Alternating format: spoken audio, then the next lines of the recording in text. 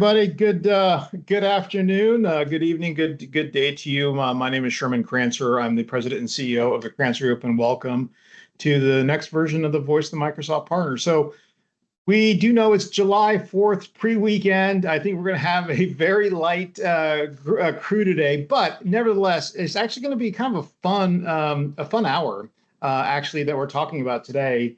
We're getting into the best and worst marketing ideas, for managed service providers, that are out there. And, I'll tell you a couple things. When we started the Crancer Group, 5 years ago, our idea was to do two things really with for Microsoft partners. One was helping them navigate the Microsoft ecosystem, get the most ROI. That's really our core business. And the second piece was doing marketing for Microsoft managed service providers, right? And our effort was to do educational events.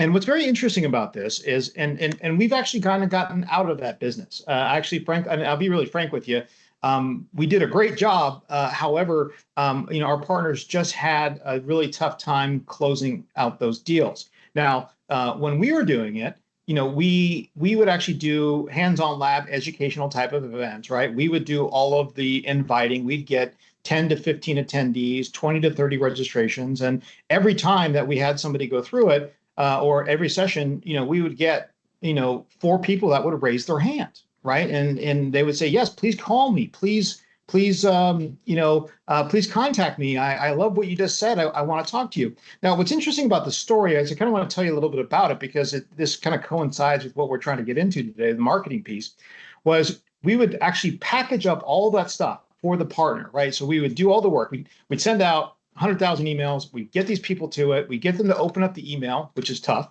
We get them to click on a link, which we know is very tough these days, right? We get them to actually register, get them to show up, and then we'd actually get them to even raise their hand, right? So if you think about it, it was amazing. We got them to do a lot of customer intent, right? But after we packaged it up, we'd give it to our partners that were, asking us to do this, and then they would send out 1 to 2 emails or 3 emails, and then they come back to us and say, hey, these leads are crap, right? And, I pulled my hair, and we did it for like 4 years, and we got so good at what we did, we would guarantee the results, right? And so if we ever missed, our metrics, which was 10 to 15 attendees, we would just run it back for free, right? But let me tell you something, that business was so difficult, not because we couldn't do our job, but because of the last mile, which is really the responsibility of the managed service provider that's out there, right? And one of the things I'll give you my opinion of our industry right now is I think our industry, when it comes to net new customer acquisition, is like the Tyrannosaurus Rex. Okay, I think it's the Tyrannosaurus Rex. And if you picture the Tyrannosaurus Rex, right? They got these huge legs and these big mouth and these big teeth, right? Now that represents the engineering side and the operation side of a managed service provider. Now, remember those two tiny little arms they had, right? As a Tyrannosaurus Rex, that's sales and that's marketing. Okay, so my opinion is, we also know that our partners are typically 90% engineering. Our IT companies that we work with are 90% engineering, and they have 1 to 2 people that are either in sales and marketing or pushing their leads. And if we understand that, we need to understand that that they probably don't, as a whole, as an industry, we're not very good when it comes to understanding what it takes to become a net new customer acquisition type of company.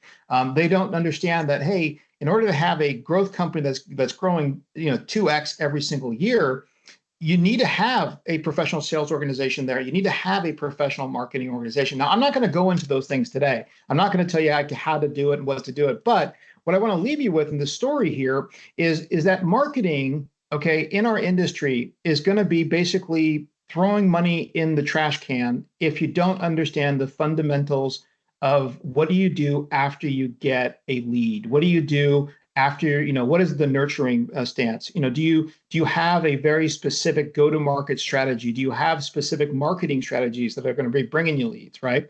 I think secondly, and we're going to go over this today, as a lot of managed service providers, you get lost in the noise. You do. Everyone wants to say we're the number one IT provider in the land. We are the number one this, we're the number one that. And you're like, really? Hold on a second. Let me look at a couple of the websites. So it's actually today, I actually brought up, I have like 7 websites that we're going to look at. We're actually gonna actually all together kind of critique them a little bit and kind of say, well, wait a minute, what's the problem here? But going back to my original kind of my thought process here is you have to have a professional marketing organization, a professional sales organization, and you have to have the foundation and the concepts that are repeatable on a monthly, daily, or excuse me, daily, monthly, yearly motion so that you can nurture leads. Okay, I'm going to tell you one other thing I'm going to touch on before we get into this. What is our current method of acquisition right now? What is the most current method of customer acquisition that we see right now? And I can tell you that I can tell you what it is. It's referral-based business. And I think if most of us were to raise our hand here, we would say that the majority of our business has come from referral-based growth, right? Well, that's very, very different than net new customer acquisition growth, which is very, very difficult. And I tell you this, I can't tell you how many times I've sat in a meeting with a partner and their salespeople, and I'll ask the salesperson, hey, by the way, what is your close ratio this year, right? And they'll say, oh, let me tell you, I'm the best salesperson here. I closed 99.9% of my deals. And I'm like, well, great. What's your quota? And he's like, well, my quota is, $2 million. And I go, well, what percentage of quota did you get? And they're like, well, I got 120%. I'm the number one salesperson in the company, right? Like, okay, sounds great. I go, okay. Then I'll ask a couple more questions. And this is the interesting part about it. I'll be like, hey, so out of those deals that you brought in, how many of those were net new customer acquisition? You didn't know them. They didn't know you, right? And tell me, how many of those deals did you do? And then this is the response I typically get. I get the, well, it's our reputation, that's really important. And, when I get in front of somebody, I'm 100% closer. I'm like, well, that's not what I asked. I asked, how many of those were net new, right? And then I'll ask this next question. I'll be like, hey, what is your marketing strategy, or as a salesperson, what are you doing on a daily basis? What are your top 100 accounts? And they'll look at me and be like, well, you know what we do? What I do is I like to go to a lot of networking events. Yeah, I like to go to the Chamber of Commerce. That's right. That's what I do. I close them down. And I'm like, really, the Chamber of Commerce? So you like to market to single man bands that have their hand out and forget your name before they even talk to you? Is that what you're telling me? Okay, sounds good. All right. And then how many phone calls do you make? And then they'll be like, well, I try to get in, I get in, I get settled. I usually make, 5 to 10 calls, and then, I got to look at my networking schedule. Oh, okay. All right. So good. Thank you so much. I'm glad you're number one. Okay. And then I'll go to the marketing person. And before I do that, I'll usually send an email to the president and CEO and say, hey, look, your number one seller, you need to fire next week because he's basically just a leech. He's not doing anything. Okay. Because referrals come from the company. We can all close 100% referrals if a buddy calls us and says, hey, so-and-so referred me to you and I have my IT company is on, or my IT is on fire. Can you help me? Yeah, we're going to close that one, right? So then on the marketing side too, this is also interesting. This is actually going to come up today. We're going to talk about these best and worst ideas. I'll say, well, what type of marketing plan do you have, right? And they'll tell me, oh, well, we're going to be on social and we're going to spend $3,000 on this marketing plan and we're going to bring in 4 or 5 new deals. And I'm like, really? That is amazing. I didn't know. So you only have to spend $3,000 to bring in 4 deals? Holy smokes! What do? I want to know what this is. I want to see what this is, because net new customer acquisition in marketing is not something for the faint of heart. It isn't something that happens overnight. And that tells me right away they don't know what they're doing, right? Then I'll ask them, hey, do you have a CRM system, or do you have a nurture system? Tell me about your nurturing system. What does it mean? Because you have to understand this. There's one major metric to understand when it comes to marketing. And I know this because we've been doing it for 5 years. Okay, so let me give you this metric. Now, please pay attention to this one. If you have 100 people in January that let's say you got into a room, and we're going to do seminar selling. Okay, you have 100 people there. Now, 3% of those people, and this is a study that I got Gartner to do, 3% of those people are ready, willing, and able to buy today. And if you have a compelling message and a compelling product, they will buy today. They'll sign up right now. Boom, bing, bing, bam, boom. Okay. Now, from 4 to 20% of these people, okay, those people are ready, willing, and able to buy today, and they got a problem. But you know what? They don't trust you yet. Yeah, fine. And then from 20 to 100 of those people that are there, they're not ready, willing, able to buy, but there's something going on. Maybe they're in a contract, they don't like the person, maybe they kind of like the person, but they're looking at other things, or maybe they're looking for more information that maybe their MSP provider is not providing. Okay, so that's month one. This is very important to understand this.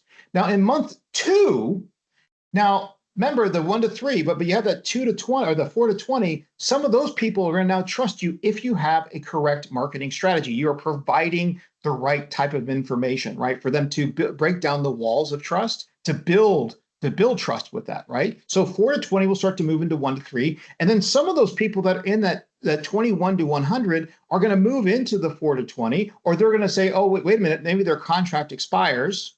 Okay. And then they're going to go to the 1 to 3. Okay. So if we understand those basic premises with buyer behavior, then we need to understand, hey, how do we apply that to our net new customer acquisition model within marketing? Okay, so what that tells me and what I want to explain to you, it's all about content and nurturing and understanding that net new customer acquisition is about building a monster funnel of 50, 60, 100 prospects that will slowly matriculate down into becoming an actual customer. It takes time, it takes effort, and it takes very concerted, methodical approaches. Right? So you want to have email nurturing campaigns, vertical nurturing campaigns, whether it's even social media campaigns. There's a lot of different things that you can do inside of marketing. Today I'm not going to give you, the end all secret. I'm not going to give it to you because there's so many different ways to skin a cat. There's different ways of trying to put it all together, right? But the main point that I'm trying to get at before we get into this is, hey, we have to have a professionally set up organization to handle the leads and then go after the leads. Okay. If you have a bunch of salespeople on your team that are just account managers, or they're just farming, or they're waiting for that referral, I would suggest, and I'm not saying fire them, but I would suggest that you really take a hard look at the cost of that particular resource, because your reputation as a company is far more important, right? And that's what's actually driving those business, not that person. Okay, so that being said, just want to talk a little bit about sales and marketing here. I hope it resonates with you guys. I've seen it, I've lived it last 5 years, and frankly, we got out of the business. So we only have 2 or 3 left of our customers that we're doing events for, because it was just a reputation killer. It wasn't because we couldn't fill the seats. We could, but our partners had trouble with executing. So, okay, with that being said, today, that's my welcome message. We're going to get into the top 5 and worst ideas. I do have a poll here. Before we get into these, I think this would be kind of fun. We're not going to publish names on this. Go ahead and push that poll out. Do you think your current marketing strategy, do you feel confident in your current marketing strategies? I'm just curious here. No one's going to know who said anything. I'm going to put yes, we do for me, but I'm curious if anybody else would like to vote. Marketing strategies. I like that. Somebody had the question mark. Okay, that's good. Not really. Okay, I like that. That's really cool. All right. Very cool. Okay, cool. All right. So if you want to answer that, yeah. Okay. So yes, we do. Okay. Yeah, as Reva's saying, make sure that I do. Okay, not really. So this will be good. Okay, so we're gonna be going good. We're gonna have some fun with this. Okay, today. So we're gonna kind of talk about it. I'll try to opine a little bit. Now, if any one of you wants to raise your hand or has a suggestion, because we always want to get better, right? And as a group, we can get better if we do this. Please raise your hand. I'll call on you. Or if you have a thought, go ahead and put it inside of the chat window. We'll go ahead and answer it. Okay, so perfect. All right, so top 5 best marketing ideas for 2025 that we found. We've done the research. We kind of figured it all out. We'll start with the number 1. So, all right, so the number 1 that we found is AI-powered cybersecurity. Oh, hold on a minute. I need to share my screen. Okay, I thought I was like, man, I'm so slick right now. Hold on a minute. Okay, are we good? Can I just get one thumbs up? Are we good? Can everyone see this? All right, really good. Okay, thank you, thank you, thank you. Okay, top 5 marketing ideas. See, that's why I thought I was slick. I was like, oh, this is cool. All right, so the very first one is AI powered cybersecurity education campaigns. Why? I think if you look at it, with AI driven threats on the rise, SMBs are concerned about security, but often lack education. So this actually kind of goes back to our what we used to do. Now, I'm not taking any more clients, so I'm not pitching this, but we did find a lot of success in customers or potential customers or prospects want to do some type of educational thing where they can learn from others, right? Or learn from like a lab. It's not a bad idea, right? So a couple of the tactics could be offer free webinars on demand, courses on AI and cybersecurity, use short, engaging video explainers on social media, and then publish a quarterly, which is threat intelligence report for SMBs. Now, co-brand it with a security vendor as a pro tip, but actually, I'm going to give you even a better one. I'm going to give you even probably the battle. How do you turn? Because I don't want to do something that like everybody else. Now, this is I've never done. I've always tried to be different. Okay, you don't want to be lost in the noise, and we'll talk about that in a second. But what I would do if I were you, if I was in each and every one of you guys today, okay, I would go ahead and start creating a roundtable event or podcast event. Okay. Now the roundtable event, just to let you know, I would have it once a month. Okay. I would have a maximum of 5 attendees. Five, top five, just 5 attendees. Now those attendees are your current clients or potential clients. Okay. Now you're doing a roundtable, and the roundtable is about AI security. And all you have to do is have one person in your organization be the MC. You can come up with 6 or 7 questions. You set it for 1 hour. Okay. You invite those 5. And what your idea here is you want to use the psychological strategy of birds of a feather flock together. Okay. If they see that you bring at least one customer, and then prospects there, and you start the discussion with 5 pre-canned questions that you have. But imagine that now you're getting 1 hour of time where you're talking about it. You're opining about your knowledge in cybersecurity, and then it becomes a repeatable thing that you can do every single month, which is then building your profile inside of marketing. And that's really what marketing is about. It's building your profile. So some name recognition, people know who you are and they want to talk to you, and they find trust in you. But I would do this around this education. I would make it, AI cybersecurity today. You could do that. We're starting a new one called AI.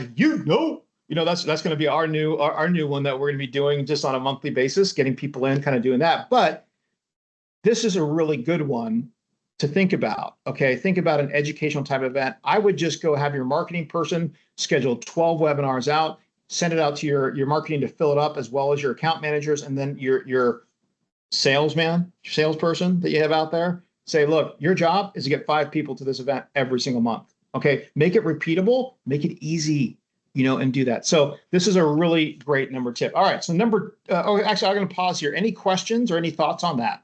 I'm happy to explain that to you if you want more thoughts. And actually, Josh Rogers, who's our director of business development, he'll put his email here in the chat window. If you want to schedule a call with us, I'd be happy to No, don't worry about it. I'll be happy to talk to you guys individually about it. Okay. And help you guys understand the process of it. All right. Next one is vertical specific solutions and messaging. So why is this? I think too many of our brethren, our industry, just wants to send out, hey, I do infrastructure migration for the world, right? So, I think in today's day and age, our buyers are more educated. They can find information a whole lot quicker and faster and easier, right? And I think what they're looking for is a organization that understands their industry needs. This is so important. So very, very important. So if I were you, and what my strategy would be if I were you, is I would take a look at your current client base. I'd download your current client base, and then I would group them into industry today. So if you have 100 clients, great. Group them into industry. Now, the reason why you're doing this is you have all the information at your fingertips. You just don't know it. So I would group them into industry, right? And then this is what I would do. I would say, okay, the top 25% of my clients are in manufacturing. right? Like, okay, cool. Okay, sounds good. Now, my next meeting I would ask all the account managers and engineers who are working on those accounts to meet me in the conference room for a 1 hour lunch. Okay. Then I'm going to ask those folks, hey, by the way, what are we selling to all of these manufacturers? What is a common need that we are solving? Okay. What is a problem that we're solving that's common across the board? And then you're going to start finding, as people start opening up and talking about the different accounts, they're going to start bringing up several things that you're doing inside of that industry today that's solving problems and gaining big fans. These people are staying with you because you solved that problem. You help them out. You keep things running. You keep it going, right? So if you think about it, you already have a lot of this information and a lot of this knowledge. You just need to actually go and research it within your organization. So what I would do then is, okay, now that you have that information, I would then create a separate, on your webpage, I would actually say your top 3 organizations. I would put manufacturing, healthcare, and I don't know, professional services, right? And inside of there, that's when you start actually talking about the problems that you're solving. Now, if you don't know the problems that you're solving, it's actually quite easy. You can use ChatGPT right now, or OpenAI, or Microsoft Copilot, or whatever AI thing, and you can say top 5 problems are IT problems in manufacturing. Great, boom! Like in 30 seconds, you have all the information you need. I would start taking that type of content and sending that out, because what you want to do is send out white papers that say, hey, these are the top 5 mistakes in manufacturing when it comes to AI. That's a great piece of marketing material, right? So you want to have to be more vertically specific. One of the worst things you can do, now, I'm not going to pick on anyone in this in this meeting today. We're not going to look at any of your websites today. We're not going to do that, okay? Because that'd be kind of mean. But go to your website and look at it and ask yourself the question, is there any notion of verticalization at all? Now, you may not want to be a big vertical person because you're like, oh, I got bit, 20 years ago when the verticals went down, right? No problem. You could have a separate page that says manufacturing or healthcare or whatever. You could have that. But ask yourself the question, and maybe even right now, go to your website and take a quick look and say, do I have vertically specific messaging on my website? Am I different than anybody else? Because if you don't, you're not different. You're just like everybody else. And then how, as a buyer, would I make any discernible change? If I'm in manufacturing and I see an IT company that has a manufacturing messaging, they understand my business, I want to call them first, as opposed to calling the other 2. All right, so that's good. So build landing pages, we talked about that. Offer tailored services bundles. That is a big, big thing. I would do that for manufacturing. I would do that for healthcare, and you can do with a small, medium, and large. We talked a lot about that many years ago about packaging and how to build the right packaging to get out there. And if I'm going to give an opinion on it, I'd say that your packaging needs to have 3 packages. And you can go to our website, okay, because we follow this a lot, crancer.us. You have a small, a micro, a medium, and a large package. Now, our micro is meant to basically be a catch-all, right, for organizations that want to try services out, but they're not really committed to the larger package. Our middle package is where the majority of our customers actually live. And then we have an enterprise package, which is for companies that have multiple MPNs across multinational companies. But we actually say our prices, we publish them, but we talk about how to solve problems in that industry. The only industry we service is the IT industry, okay? However, if you look at our website, I would take the idea behind our website and put that into a vertically specific web page or landing page that actually has a micro package, a medium, and a large. Now, your micro is to allow people to try you out. That's really the whole idea behind it. The medium package is really where you want most people to come into, because then you can start doing things better and better and better all the time with them, right? Your margins go up with that. Your enterprise package is really set for that 5% of potential clients that you work with.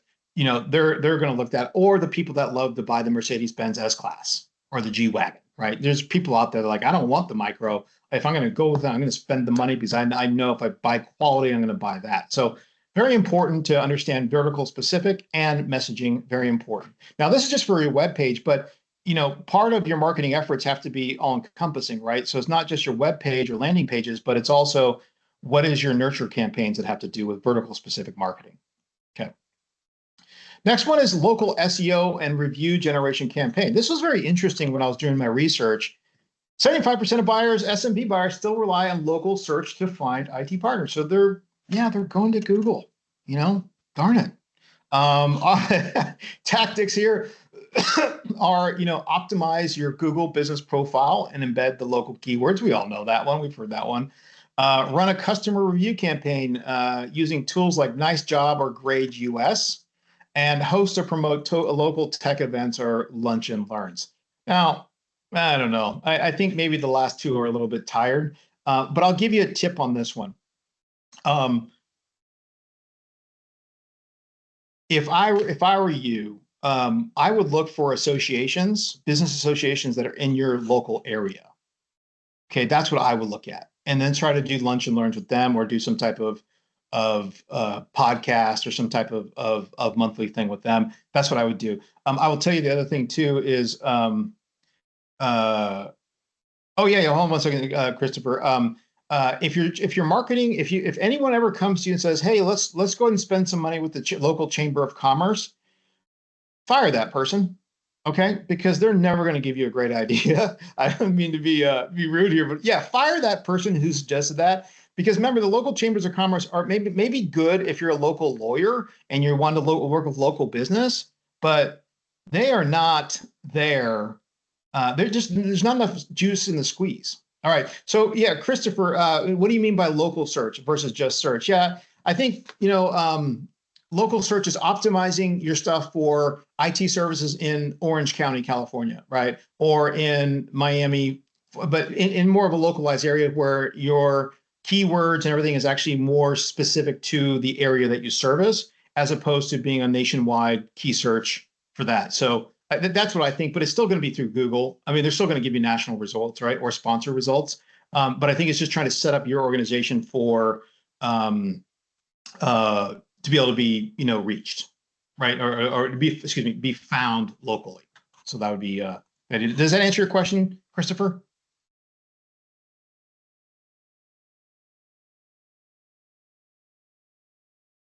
Yeah, I think so. Yeah, I was just kind of curious. And what we do, most of our clients in the Midwest, but we could serve Okay. anybody anywhere. Yeah, it's interesting, right? I thought I was like, oh, okay. Well, it kind of makes sense, because I think people like people that are local too, right, Chris? Like, if you open up a website and it's within like 100 miles from you, IT company, you're like, okay, that's better than opening up, a company that's in New York. Yeah, fair enough. Makes sense. Yeah. Thank you. Yeah. Yeah. No problem. No problem. All right. Let's get to the next one. I think we are at. Okay, hold on. Yeah. All right. So the next best marketing idea for this is tech as a service bundles with financing. Okay. So, businesses want to be predictable monthly pricing, especially in an economic uncertainty. So, hey, another good example, if you go to our website, we're monthly cost. Now, do we do a shit ton of things inside of each one of these offers that we do? Yes, we do. But we found that if you're able to budget and able to actually say, okay, this is what the cost is, it's much easier for somebody to do that. Now, there's a lot of packaging that you can do, as an IT company, especially around healthcare, right? How do you come up with, a healthcare package that would be, AI, like AI Lite or something, like five licenses of AI with, some backup, some SharePoint consolidation, something. You can build packages. But what I would do, if you're going to do a tech as a service bundles with financing, okay, well, you can finance. I guess that's for like uh, peripherals or actual boxes. But we're mostly in the cloud these days, right? Um, what I would do as a service is figure out, once again, a micro package, a medium package, and a large package for bundling these services. But also, how I would name those packages, I would name those packages as like whatever that problem that you're solving. Okay, so whatever the problem that you found that you're solving with this package, put that as the name of the package. Because we want to find something that's quick, easy to understand, and be able to drill down into and understand that, right? And like, okay, oh, that makes sense, right? Cybersecurity for AI, something like that. So that's where I think this is really good. You can do packaging the hardware, software, and support in a single monthly payment. Very good idea. Market zero upfront cost. Now, this is one thing that people, there's a big debate on, is should I publish the cost of my package? Okay. I would tell you right now, yes, you should publish. And why is that? Okay. Daniel, I'm going to get to you in one moment. But should I publish my price? And does anybody here want to raise their hand and tell me what their opinion on publishing pricing is? I would love to hear.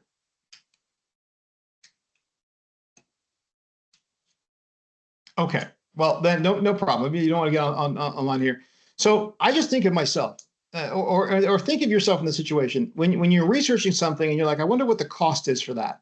How annoying is it when you actually find something, you look it up, you're going on the internet, and then you get to it and you're like, where's the cost? And nobody wants to tell you the freaking cost. And then what is it? Oh, well, in order to get the cost, you have to schedule a meeting with us. So annoying, right? So annoying. It's so annoying. And it's like, no, I don't want to schedule a meeting with you. I don't want the hard sell. I can get a lot of this information everywhere. What the heck? What's going on?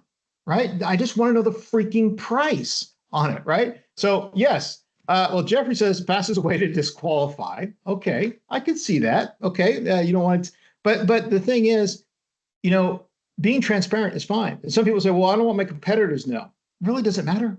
There's so much business out there. I don't think you have to worry about that. I don't. But published pricing, people like to see that. This is what the cost is. We speak our own dog food here. Check out our website. We publish prices. We don't care. Daniel, okay, we want to partner with IT companies as a complement. Daniel, can you come off of mic real quick? Tell me, what do you do?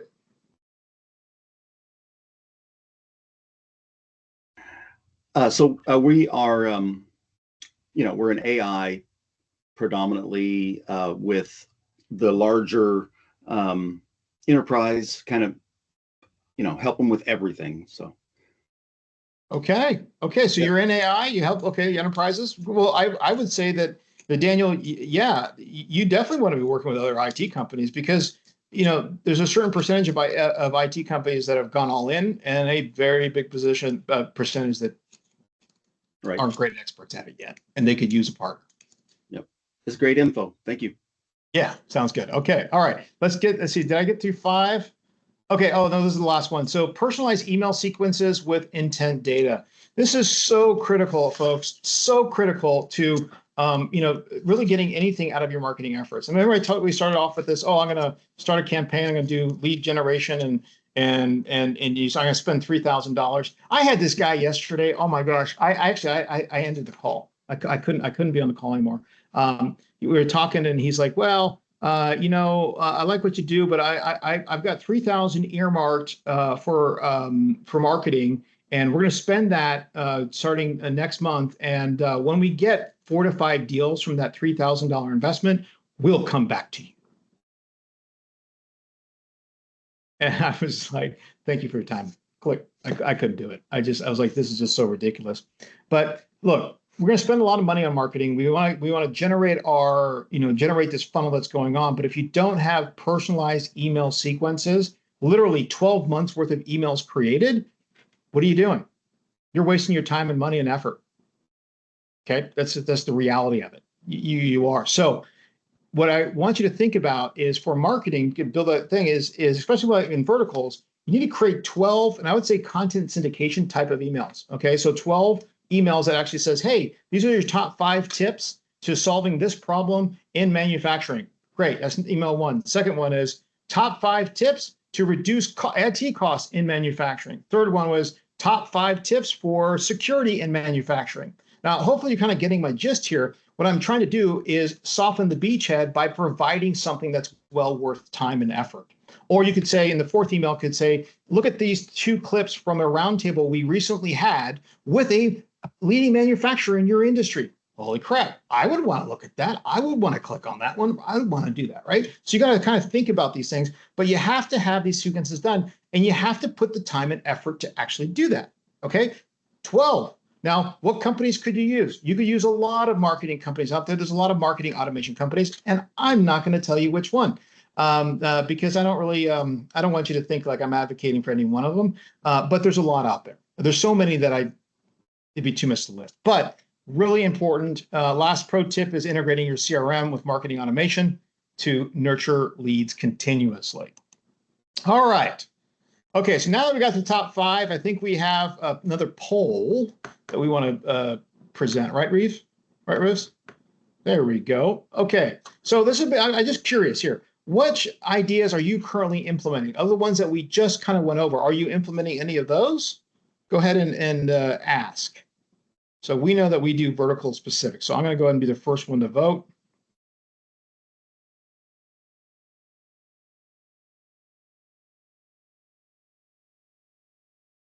Okay, so we got AI-powered cybersecurity, data, okay, vertical specific solutions and messaging. Okay, very good.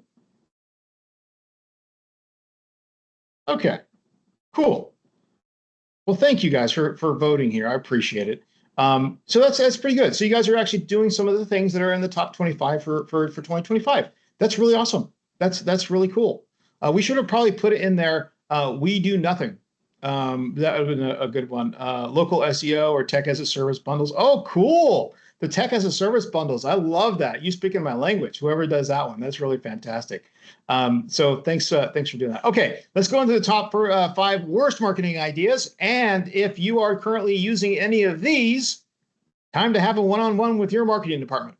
Okay, let's go here.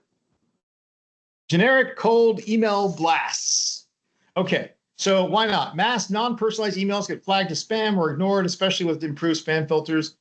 Let me tell you something. Today, it's almost impossible to do this big email blasting like we used to do even 3, 4, 5 years ago. The spam filters, the cybersecurity stuff, the links. I mean, Jesus, it's hard to even communicate with people these days. But yeah, this is what we see a lot. Now, I'll tell you another thing that I see a lot is individual companies don't know the top 100 clients that you're working with or that you want to prospect. Now, can anyone here now use the reaction here? Use the raise your hand reaction. Okay, no, the reaction, right? So is anybody here, have you targeted specifically 100 accounts or 50 or have a specific target of accounts that you want to penetrate? And that's all you're focusing all of your sales and marketing efforts on. Anybody? Okay. Tip 1, starting a professional sales organization, you need to know who you're going after and what they potentially mean to you. And this is why I tell you, like, don't go to, chambers of commerce. It's just ridiculous. But you have to have a set number of people that you're going after. And this is what I would do. I would go to Zoom Info. I would remember after you doing your industry categorization, I would then say, okay, what are my top 100 accounts? I go to Zoom Info. I get a list of top 100 accounts that the size of the account are all about the same. Those are the ones that you can service, 10 to 20, 20 to 50, 50 to 100, 100 to 300. Okay. Number 2, are they using cloud services or are they using IT services? Great. Okay, perfect. Number 3, geographically, where are they located? Are they within my interest? And number 4, are they in the vertical that I want to service? Okay, that's it. That's all you need. You need to have that. You need to have 100. I would each and every one of you, I'd say go find your 100 and put all of your sales and marketing efforts into that instead of cold, generic, hey, throw spaghetti on the wall and hope something sticks. This whole idea of spray and pray, and I'm going to just send it out to everybody is probably the biggest waste of marketing dollars that you'll ever figure. So you have to have a group of people that you're going after. You need to know what each potential client means to you on our return on investment.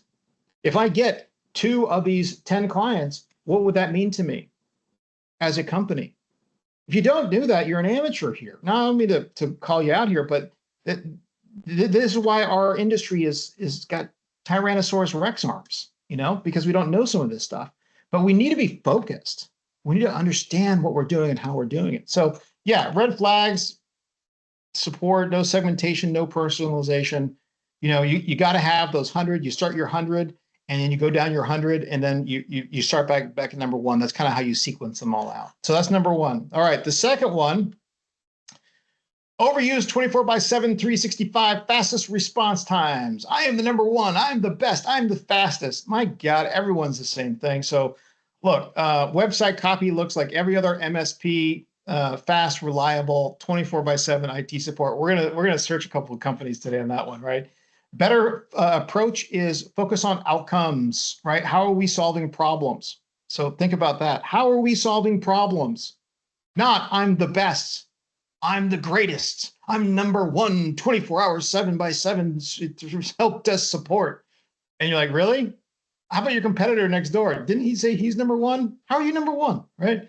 Or I love that. I'm the number 1 realtor in the whole tri-state area. I love that one, right? You're like, really? There's like 8,000 realtors. I don't think so. I don't think so, buddy. So look, everybody is doing this. All your competitors are doing this, what I'm showing you on the screen today. Stop the madness. Just stop it, okay? You just stop this stuff. Solve problems, not try to appeal to the masses by saying you're the best. You are the best. We know that. You got referrals, but focus on outcomes. All right. Oh, this is the best one. Oh my gosh, we were talking about this for an hour afterwards. Trade show booths without a digital strategy. Why not? So this is so cool. In-person booths alone rarely yield ROI without a pre-post digital campaign. Many SMB decision makers now research online or expect hybrid options. What I mean by that, right, is one, there's no landing page tied to the event, no follow-up emails or remarketing campaigns, and expensive booth giveaways with no lead capture. Now, I've been to hundreds of booths in my time, and so have many of you, right? And a lot of times we're getting all these leads. Great, all this great conversation, and then you wonder like what happened to all that business, right? And unless you have a very solid, methodical follow-up process with your people, a lot of that stuff ends up being a waste of money. Now, I love the better approach, and this is what my marketing director, Mariva, was just over the moon about, right? Riva was turning. Go ahead. Like turning content. Yeah, turning it into content, right? I mean, so yeah, the booth, right? You start using that as a way to create content, have recording there, have your cameras there, record conversations inside that booth, get testimonials, turn it into a way to actually blow up who you are and what you do, right? And I love that. It's a content engine because then it's like a double return on investment. It's not just, okay, we're there to get the leads and introduce those people, but now we've got 10 hours of potential content to put out. Riva, do you have any thoughts on that? Yeah, I was going to add, Sherman, and you can prep right before, right? Like you can go find some silly trends that your team can do there. And for companies like us too, if we're remote, we don't get together. So the times that we do, you can create some really good content with just your team, and that content always does well on social. So like Sherman said, you get the double ROI on it. Yep. So if you're going to do a trade show booth, think now you got to add content strategy to it. Okay. And then make sure you have your nurture campaigns. All right. Keyword stuff, blog posts written for Google, not people. This is kind of a good one, right? Google's 2025 search updates like search generative experience favor helpful content, not low quality SEO fluff. Okay. So this is what this is telling us is, guys, we really, or ladies and gentlemen, if there's any ladies on the call, we really need to, start thinking about thoughtful content. Maybe just solving problems, case studies. People like to see that. Birds of a feather flock together. That's what I would do. Keyword repetition with a little value. Yeah, we want to be careful of that. And then no clear takeaway or client-focused perspective. And that's what I'm saying. Like a case studies are great. All right, we know we're sitting. This is the problem. This is the solution. This was the impact. PSI, problem, solution, impact. What did you do? How did you help people out? Right. So use AI-assisted writing tools. So we all know OpenAI, or ChatGPT or Microsoft Copilot. Not bad. So, all right. Next one is Facebook ads targeting everyone in your city. Okay. So if you're using Facebook, now Facebook can be a very good opportunity. That's more local, right? Broad, untargeted Facebook ads wasting budget and reach the wrong audience. MSPs typically sell B2B, not B2C. So they don't really offer very good intent signals for IT buyers. I've seen, the thing is, I've actually seen a couple companies do very well in it because, and what they did is they did targeting for people that were between 45 and 60 years old, males, 45 to 60-year-old male, because those are Generation X who are a lot of times making those types of decisions, and then they could use other filters. But yeah, B2C, B2B, LinkedIn is a little bit better. We're doing that. We do the LinkedIn Live. We do a lot of stuff in LinkedIn. Not a bad idea to build brand recognition, but yeah, everyone in your city, not a really good idea. All right, cool. All right, any thoughts or questions for that? Yeah, do we have Reva, do we have a poll for this one?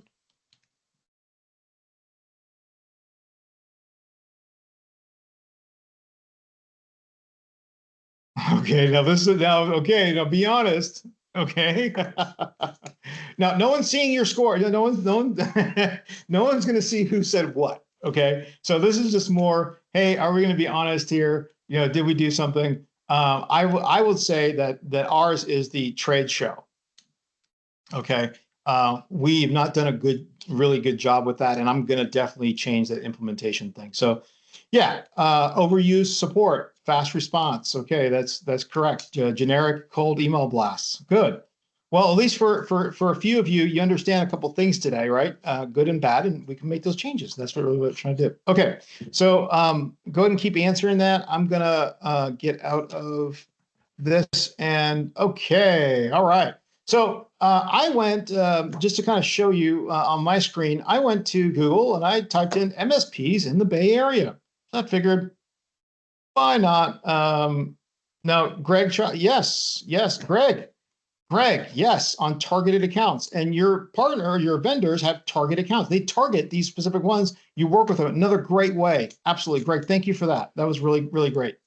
So what I did here, and we're going to zip through this because we're coming close to time. I just went to MSPs in the Bay Area. So I was just thinking, what the heck, right? And what I got was California service providers, top managed service providers. Okay, sounds good. Now, let me move this over. So this is annoying. Okay. The first one I want to take a look at, and this is interesting. I want you guys to take a look at this and tell me what you think is missing here. So if we look at TechMD, okay, couldn't be run by a nicer group of people that I would never do business with in my life. However, what is missing here? Can anyone tell us what might be missing? And my team can come in and chime in if they want to, if somebody doesn't want to feel comfortable with it. What do they do? Okay, so I'm thinking TechMD, they must be a healthcare providing company, right? Healthcare, right? But wait a minute, talk to a partner that you can trust. Welcome to IT built around you, okay? Now, look at this, managed cybersecurity, modern office. Does anybody, the laypersons, do they know what modern office really means? I don't know, managed IT services. We are tech experts, okay, interesting.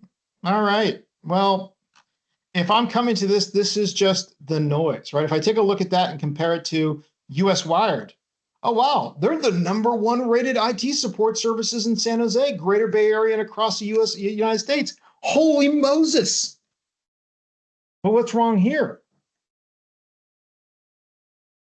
Oh, wait a minute. Actually, hold on a second. They've done a pretty good one here. Revolutionize your law firm's IT. Okay, now what I would say is that this needs to be way up here, not down there, right? What do they do? They're top rated. Okay, managed support, doing it right. Okay, they've got some stuff in here, but I think this is very similar, if I take a look at it, to TechMD. Would you guys agree? That's pretty similar, right?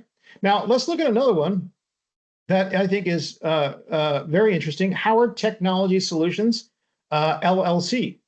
So they're formed in 2007 to help companies solve their business technology issues, both large and small. Our approach is result-centric, focusing on critical path needs to move your business forward. We provide a broad range of hardware, software, communications, and network services to help you facilitate transformation, achieve your vision, and optimize productivity. Yeah, that's it. This is their whole webpage. Now get this one too. I went to PayPal, and if you click on the PayPal, you can go straight to donate to G. Howard too at Comcast.net. Like, are you kidding me? Right? Let's look at their services. What do they actually do? Okay, wireless. Okay. But this is, again, the same thing. Is it industry specific? Are they giving me any reason why it's any different or why I should give them a call? I don't think so. Okay, how about this one? White label, service point of contact. So partner with leading white label IT service provider, top managed service provider solutions in your business for your business needs. Okay. Spock white label platform. What is a Spock? What is a SOC?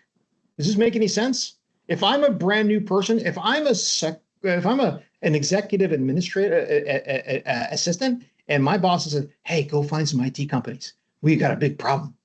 They're going to look at this, and that person be like, "What the heck? Contact us today." But over here, there's really no call to action. There's no call to actions inside of this one, right? This one. Fully managed technology, IT support, and cybersecurity services. Okay, well, at least you told me what that is. But once again, aren't you the same as this company or this company or this company? This one says manage now. So let's go to schedule now. Let's see what that does. Ah, okay. They're eating their dog food. They're going to bookings. Introductory call. Actually, I'm not going to bag on this one. I like IT Total Care.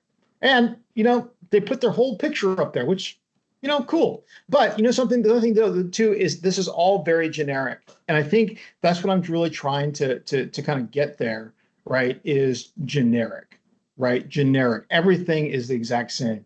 If I look at ATS, Manage IT and Cybersecurity Services. Okay, that's pretty blunt. But what do you do that's different to me that makes me compelled to want to work with you? Do you service, if I'm in healthcare, does anything here say healthcare? Recent articles? No, nothing does. If I'm in healthcare and I go to Insight, okay, lightning fast. Okay, I like Insight. Actually, I do like Insight. Insight's actually a really good company. But lightning fast, free support. Okay, break home. Pretty good. I'm not going to bag on Insight. Intelligent technology solutions, future-proof IT. So the purpose of me reviewing these, and I think what we want to just take away from this is you don't want to be like everybody else. If I'm somebody in an industry and I'm looking for a technology partner, wouldn't it be better if I went to somebody and I was able to break it down and look at it? Josh, what was our partner that had a really good one? Was it Lunavi? Yeah, correct. They had a pretty good branding.